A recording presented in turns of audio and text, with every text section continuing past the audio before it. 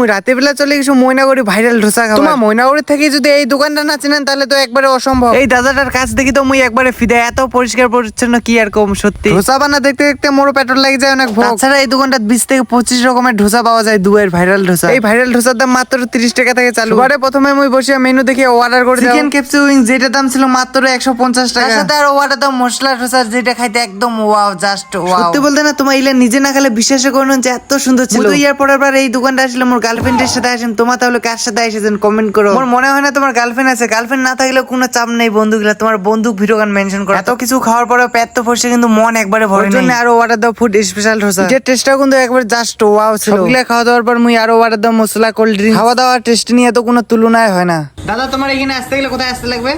ময়নাগুড়ি বাজার থেকে 1.5 কিলোমিটার বাদে মালবাজার রোড, দারিভিজা ওভারব্রিজের পাশে।